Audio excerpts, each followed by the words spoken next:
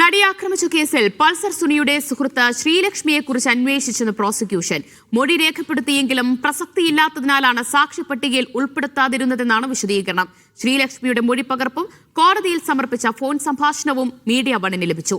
ശ്രീലക്ഷ്മിയെ ചോദ്യം ചെയ്യാത്തതും സാക്ഷ്യപട്ടികയിൽ ഉൾപ്പെടുത്താത്തതും ഗൂഢാലോചന കേസ് തെളിയിക്കുന്നതിൽ വലിയ വീഴ്ചയായെന്ന് വിചാരണ കോടതി ചൂണ്ടിക്കാട്ടിയിരുന്നു.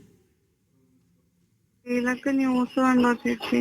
ഞാനത് കണ്ടു. അത് മനസ്സിലായത് അതൊരു ട്രാപ്പാണെന്ന് മനസ്സിലായത്. എന്ത് ട്രാപ്പാ ചേച്ചി? അങ്ങനെ അത് ചെയ്യോ? എന്നെയും കൂടി വിളിച്ചു. ആലുവയിലുണ്ടെന്നൊക്കെ പറഞ്ഞിട്ട് ഇന്നലെ വിളിച്ചിട്ടുണ്ടായിരുന്നു.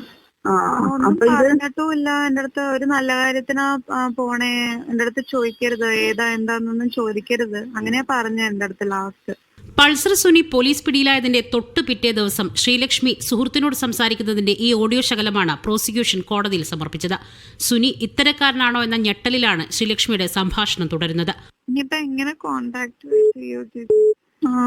അതെനിക്ക് വിശ്വാസം വന്നില്ല. ആ ന്യൂസ് ഒക്കെ അത്ര ഫേക്ക് ന്യൂസ് പോലെ ഉണ്ടെന്തോ. ചെയ്യില്ലെന്നറിയാം, എന്നാലും ചെയ്യില്ലാന്ന് 100% എനിക്കറിയാം.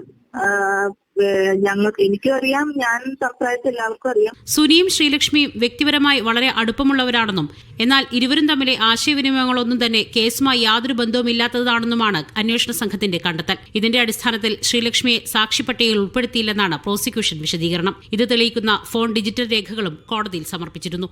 ഇക്കാര്യം ശ്രീലക്ഷ്മിയുടെ ഭർത്താവും ശരിവെക്കുന്നു. വിശദമായ മൊഴി രേഖപ്പെടുത്തിയെന്നും ഫോണും സിം കാർഡും അന്ന് തന്നെ അന്വേഷണ സംഘത്തിന് കൈമാറിയെന്നും ശ്രീലക്ഷ്മിയുടെ ഭർത്താവ് പറയുന്നു. ഇതിനെപ്പറ്റി എല്ലാ കാര്യങ്ങളും ആദ്യം മുതലേ നമുക്കറിയാവുന്ന വിവരങ്ങളും ഫോണും അതിന്റെ സിം കാർഡും ഉൾപ്പെടെ ആദ്യമേ തന്നെ നമ്മൾ പോലീസിൽ ഏൽപ്പിച്ചിട്ടുണ്ടായിരുന്നു. പൾസർ സുനി വെളിപ്പെടുത്തിയ മാഡം എന്ന വ്യക്തിയിലേക്ക് കൂടുതൽ അന്വേഷണം നടത്തിയെങ്കിലും അതിലും കഴമ്പില്ലെന്ന് ബോധ്യപ്പെട്ടതിനാൽ അക്കാര്യത്തിലും അന്വേഷണം അധികം നീണ്ടില്ലെന്നതാണ് പ്രോസിക്യൂഷൻ വിശദീകരണം. മോസ്നാസു, മീഡിയ 1, കൊച്ചി.